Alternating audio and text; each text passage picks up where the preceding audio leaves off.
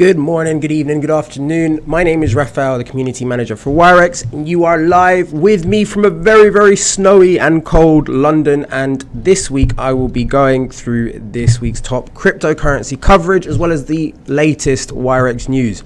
So as you can see from the photo the rundown I have, we're going to have a update on the Wirex accounts, and we've got some more from Jamie Dimon. He's been in the news again recently, or actually JP Morgan. Putin has also been very big last week, made some astounding revelations. Litecoin news with Bitcoin Cash, and of course a big introduction as well. There is going to be an interview between myself and the founder of Wirex, Pavel Matveev, and you guys are going to have the opportunity to post your own questions on the community forum, and I will ask those to him, and we'll record that and post that for you guys. And that's going to be alongside the launch of the new debit cards. So, you know, stay tuned. We've got some really exciting stuff coming up. And as you can see as well, we've got Goldman Sachs and Poloniex, and so yeah, stay tuned. We're going to run down through all of that today. But first and foremost, as you guys are probably patiently waiting for the new accounts and the cards, we do have a new and improved verification process. So this will make it quicker for you guys. It's powered by OnFido, which is one of the biggest sort of verification companies in the world. And that will allow you to be first in line for the new products coming to the Wirex platform, being sort of the currency accounts and the new cards. So I've personally done the new verification process. It was really easy and straightforward. You have to take a selfie with it, put up a picture of your ID and a picture of a document to prove your address, and my verification was literally done within 6 hours, but they do say give up to 15 working days for that to happen, but my one took 6 hours. It might be because I work for Wirex, but who knows, maybe your ones can be as quick as that as well. So yeah, I mean, check that out. Make sure you've got that down on the app. Make sure you're also signed up for the waiting list, because there is some really exciting news. We will be picking people to start doing beta testing. You heard it here first. So make sure you are on the mailing list, guys. And obviously we are going to be hosting this interview with the Wirex founder, Pavel Matveev, and we've already got some really good questions here. So I'm just going to read a few of these, you know, that we're going to be asking Pavel. How do you protect your application and wallet from crypto crooks who want to steal crypto coins? What precautions are different with a new card issuer to prevent revoking the operating license? What are going to be the new limits for verified and unverified users? Does this interview include the issue of accounts or just the new cards? So very exciting stuff, and you know, we get some really good questions from the community as well. Sort of like, you know, will Brexit provide an opportunity for Britain to pioneer crypto regulations? Because as you know, I'm doing this live from London, and the financial heart of the world, some would say. But yeah, some really interesting questions, and as you can see as well, we'll take a quick look at the cryptocurrency charts before we get into the news and see what's been going on. The bear is fighting the bull. Bitcoin is staying steady around the 10,000 mark, not exceeding 11,000 and not going below 9,000. So it's been that way now for nearly a week, and yeah, let's watch this space and see what happens.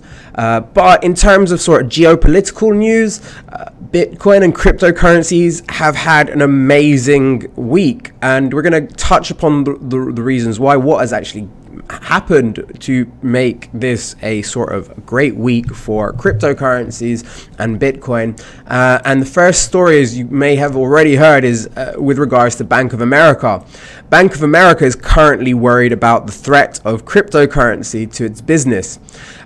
They've come out with a statement, and the The SEC also noted that that this was going to happen, and it says that cryptocurrency. The Bank of America has come out and said that cryptocurrencies pose a threat to their business. I mean, this has been said within the community for a long time. The only difference now is that the banks themselves are now starting to say it. Before, they were calling it a fraud, calling it a scam, and calling it everything. Now, all of a sudden, cryptocurrencies pose a risk to their business. And this is fresh. This has happened within the last sort of hours. JP Morgan has also chimed in and has said the exact same thing. So for the first time. So Jamie Dimon, what's going on here? You keep, you call Bitcoin a scam, a fraud. On behalf of JP Morgan, you say that anybody trading it will be fired. Then you release the book on the cryptocurrency trading Bible, as some would call it. And then we now have JP Morgan admitting that cryptocurrency, which was called a fraud within sort of 5 months, is now a risk to your business. Where this admission is quite revelationary. So this article comes from Fortune, and they've said, despite JP Morgan Chase CEO Jamie Dimon having called Bitcoin a fraud, the big bank is now taking cryptocurrency very seriously, acknowledging the blockchain-based technology as a veritable threat to its future.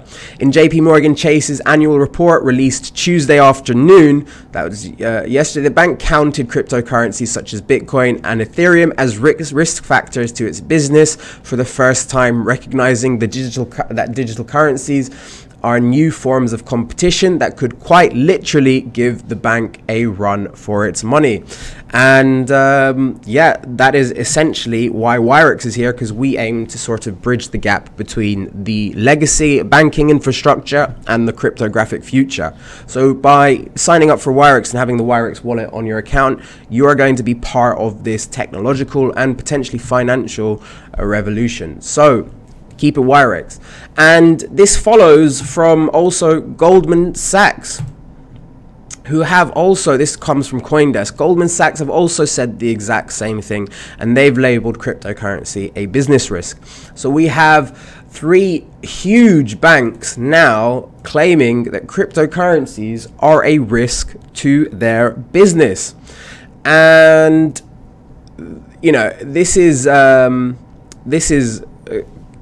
this article came out 2 days ago, and they've also stated that it echoes what was published by Bank of America, and JP Morgan's revelation came out literally just yesterday, a few hours ago. And then this Goldman Sachs revelation has come out after one of their big companies that they've invested heavily in, Circle, has acquired Poloniex. And for those of you that don't know, Poloniex is a very old and very well established cryptocurrency exchange that allows you to convert your Bitcoin into over I think it's 150 or 200 other cryptocurrencies. And Eric Voorhees, who is the CEO of Shapeshift, expects that more cryptocurrency companies will consolidate in 2018, especially given the sharp increase in their capital holdings. And that's the thing, right? The entire cryptocurrency market capitalization has grown from around 20 billion at the start of last year to nearly 500 billion in the last few weeks. Now, these markets are still in their infancy, but hold enormous promise. The Circle co-founder and CEO, Jeremy Allaire, told CNBC, right? Now, maybe the first $1 trillion company in the world will be created in this space, and that comes from Circle. Now, this is a really sort of good sign for the industry, and it's to be seen. So this is making 2018 look like a very, very promising year for the technological and financial aspects of this technology. Now, moving on to another big story is also coming from CNBC, with regards to Bitmain.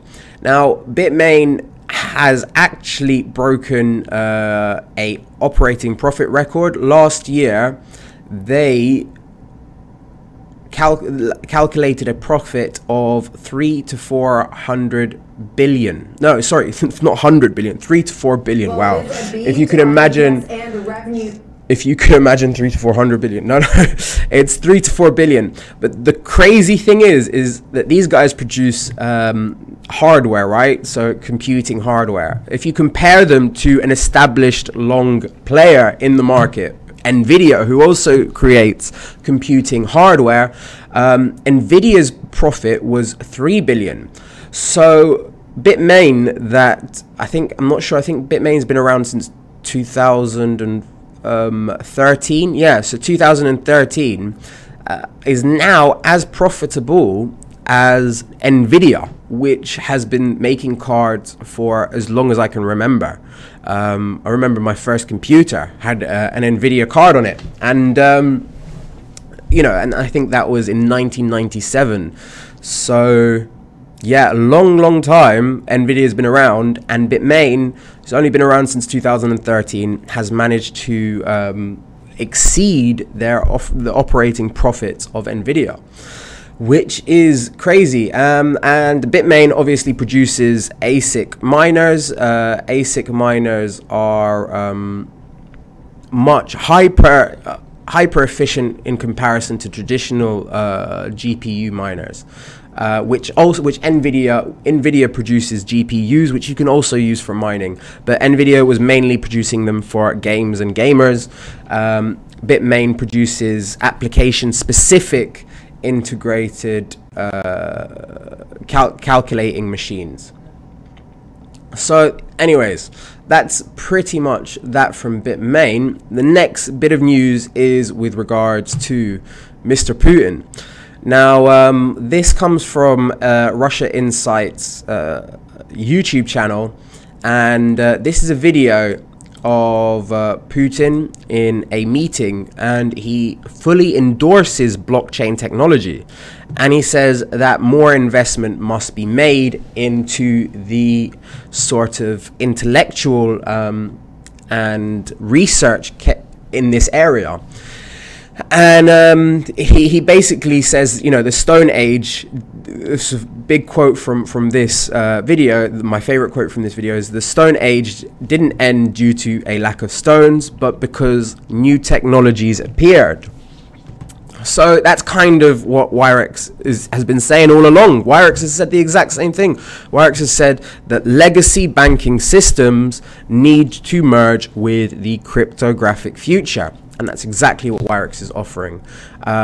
So we need to go away from potentially what could be classed as Stone Age, old school technologies, to the brand new technological innovations. And there we go. There's President Putin saying that himself. So, you know, that's not the only country. Russia's not been the only country to have basically been sort of saying a lot of positive things about cryptocurrencies. These are a few other snippets of news, namely with regards to Malta looking to encourage innovation. Dutch Parliament also looked at blockchain and cryptocurrency after ING confirms that it had a banking relationship with Bitfinex. Israeli officials are also considering cryptocurrencies for property or for tax as property for tax purposes. Uzbekistan looks to legalize a cryptocurrency and create a blockchain center for innovation. Obviously, the one that a lot of people have been speaking about is Venezuela and how they've launched the Petro, and there's been a lot of skepticism and controversy surrounding this, but apparently it's been government mandated now that petrol stations can sell petrol for cryptocurrencies. And that's actually quite big in the long run of things. And they're openly selling their petro crypto as well. The Bank of China has filed another patent for a new blockchain scaling solution. So all of these have been happening. So with regards to the geopolitical climate with crypto, there's so much news and so many things that have been happening. Let's go on to another bit of news that Bill Gates was speaking in a Reddit Q&A, and he has recently partnered with cryptocurrency firm Ripple in a help to bid the unbanked. And in this Q&A, he said that cryptocurrencies may pose a bit of a risk with regards to the sale and distribution of drugs. Now, he did say that cash also poses the same risk, but with cash you need to be physically there. But again, you cannot, with cash, you won't be able to trace the person, the original people, the head of the distribution chain. With cryptocurrency, you have the blockchain, so in theory it should be much easier to prevent any of these deaths and any of these negative things that can come around from people doing negative things. Like this happens with cash, this happens with cryptocurrencies and anything. And it's worth noting that the number one type of currency used for illegal and illicit trades is cold hard cash. And in theory, cryptocurrencies and blockchain technology will make it easier to catch the biggest criminals and the biggest threats to people's lives and health and welfare. So that's from Bill Gates, and that this article comes from Fortune. And the other top story as well, which a lot of people have been talking about, is after making a revelation on his Twitter account saying that he had a few, I can't remember, don't quote me on this, around 7 million in cryptocurrency. 50 Cent has come out and stated in bankruptcy court that he's never owned any Bitcoin. A lot of people are speculating in the community that this could be due to potential tax implications in the US, but who knows? So this article comes from Billboard, which is a famous sort of musical publication, and they've said that after claiming he earned a whopping 7 million, oh there we go, I was right, through Bitcoin last January, it appears that 50 Cent never made a dime to begin with. New documents obtained by the blast suggest that 50 never profited off Bitcoin and that he was just being dishonest about his involvement because he enjoyed the good publicity. And in a direct quotation, as a general matter, so long as a press story is not irreparably damaging to my image or brand, I usually do not feel the need to publicly deny the reporting, 50 Cent repealed in the new documents. This is particularly true when I feel the press report in question is favorable to my image or brand, even if the report is based on a misunderstanding of the facts or contains outright falsehoods. While at bankruptcy court, new filings were made to refute allegations in the rapper never fully disclosed his financial holdings. 50 admitted that media outlets falsely stated his earnings and that he never owned and does not own a Bitcoin account or any Bitcoins. And to the best of his knowledge, none of his companies had a Bitcoin account from 2014 to present. So, I mean, there's some very interesting legal terms being highlighted here with regards to 50 Cent mentioning that his company is potentially not holding any Bitcoins, and he himself as a personal person not holding any Bitcoins. And this raises a lot of questions with regards to sort of tax implications, and which a lot of people are speculating is the reason why he has now completely reverted on his statements previously. So yeah, that's an interesting story to watch. Who said that cryptocurrency never has any drama? And the next bit of news comes directly from Charlie Lee's Twitter account. For those of you who have been in the cryptocurrency community for a long time, since sort of 2000, and I think either the end of 2014 or 2015, there was an idea called the flippening. Then the flippening was basically the idea that Ethereum would overtake Bitcoin as the biggest cryptocurrency. This never really fruition. There is a website, I think, called the flippening, where you can actually see how close Ethereum is to taking over Bitcoin in market cap.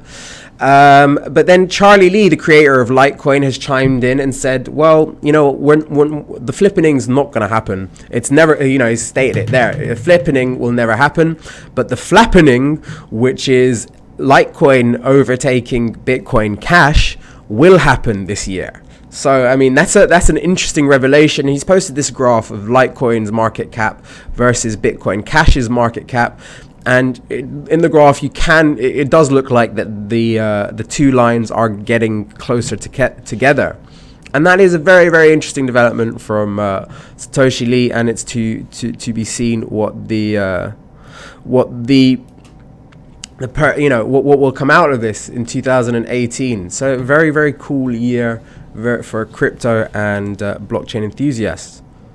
But yeah, the next story is with regards to also kind of involving Bitcoin Cash, and Craig Wright, who is a big sort of proponent of Bitcoin Cash and a person that has actually previously claimed to be Satoshi Nakamoto, has now been sued, I believe, in an Australian court for